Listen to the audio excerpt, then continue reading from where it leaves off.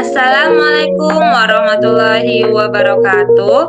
Halo semuanya, perkenalkan saya Neni Alia Fazira dengan NIM 2403010110 mata kuliah pragmatik dan analisis wacana.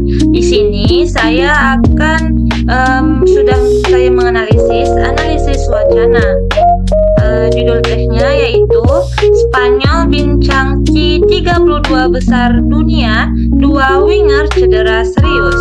Sumber CNN Indonesia, tanggal publikasi Minggu 28 Juni 2026. Topik utama, cedera 2 pemain sayap timnas Spanyol, Nico Williams dan Yeremy Pino setelah pertandingan melawan Uruguay pada fase grup Piala Dunia 2026 yang berdampak pada persiapan Spanyol menghadapi babak 32 besar. Analisis ideologi. Yang pertama, nilai atau pandangan apa yang ingin dibangun oleh teks. Teks ini membangun pandangan bahwa keberhasilan Spanyol lolos ke babak 32 besar harus dibayar mahal karena 2 pemain penting mengalami cedera. Berita lebih menekankan bahwa cedera tersebut menjadi kerugian besar bagi Spanyol dan dapat memengaruhi performa tim pada pertandingan selanjutnya. Selain itu, perjuangan para pemain, khususnya Yeremy Pino, juga digambarkan sebagai bentuk semangat dan pengorbanan untuk tim. Yang kedua, pilihan apa yang menunjukkan keberpihakan tertentu? Kutip, dibayar mahal, menunjukkan bahwa kemenangan Spanyol dianggap tidak sepenuhnya membawa keuntungan. Kedua, cedera serius dan terancam absen, menegaskan besarnya dampak cedera terhadap tim Spanyol. Ketiga, rasa sakit luar biasa dan heroik membangun simpati pembaca terhadap pemain Spanyol. Terakhir, korban permainan keras, memberi kesan bahwa Spanyol menjadi pihak yang dirugikan akibat pertandingan yang berlangsung keras. Lanjut, ada yang ketiga, apakah terdapat asumsi atau prasangka tertentu dalam teks? Iya, teks berasumsi bahwa permainan Uruguay yang berlangsung keras menjadi penyebab cedera yang dialami permainan Spanyol, yaitu Nico Williams sama si Sibiro. Cedera 2 pemain dianggap sebagai kerugian besar yang dapat memengaruhi peluang Spanyol pada babak 32 besar.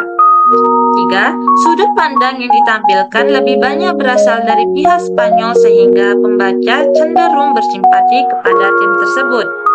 Tidak adanya tanggapan dari pihak Uruguay membuat pemberitaan lebih menonjolkan sisi Spanyol dibandingkan sudut pandang lawan.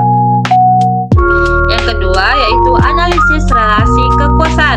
Yang pertama, siapa aktor yang dominan dalam teks? Aktor yang paling dominan dalam berita ini adalah timnas Spanyol, terutama pelatih Luis de la Fuente serta 2 pemain yang mengalami cedera yaitu Nico Williams dan Yeremy Pino. Hal ini terlibat karena sebagian besar isi berita membahas kondisi mereka setelah pertandingan dan dampaknya terhadap persiapan Spanyol di babak 32 besar. Yang kedua, siapa yang diberi ruang berbicara? Dalam berita ini, yang diberi ruang berbicara adalah pelatih Spanyol, Luis de la Fuente, menjadi narasumber utama dalam berita. Kedua, pendapatnya digunakan untuk menjelaskan kondisi kedua pemain yang cedera. 3. Ia juga memberikan penilaian mengenai jalannya pertandingan melawan Uruguay.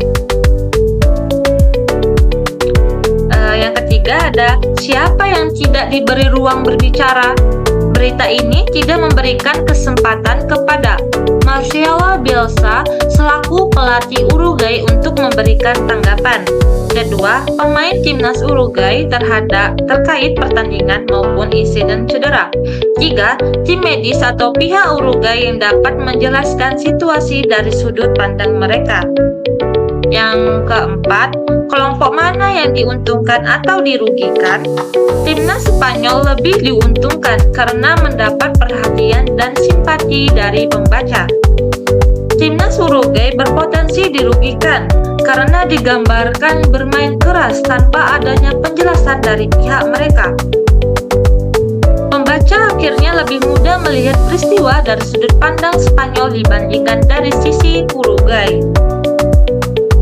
Pendapat, menurut saya, apakah teks tersebut objektif?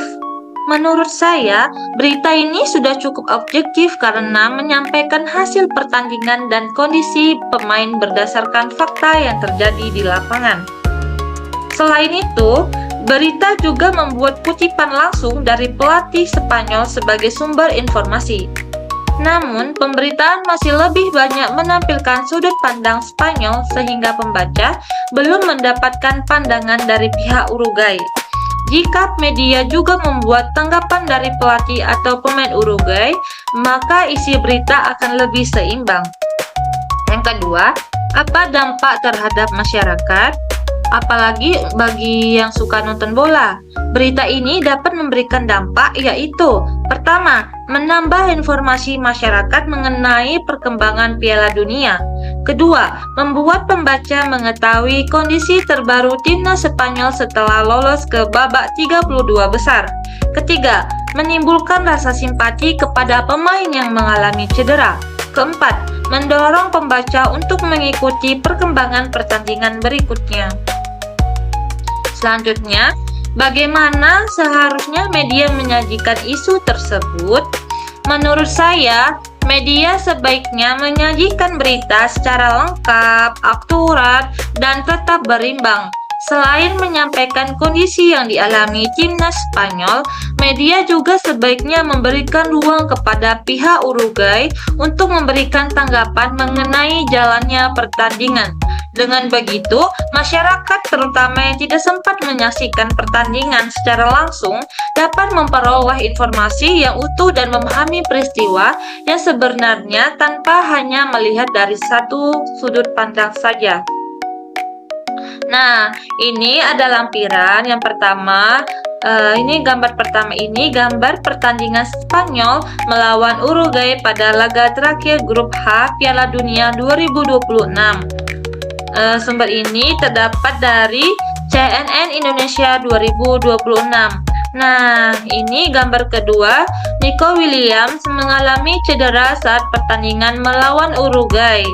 Gambar ketiga ini, pelatih Luis de la Fuente memberikan keterangan kepada media mengenai kondisi pemain Spanyol setelah pertandingan.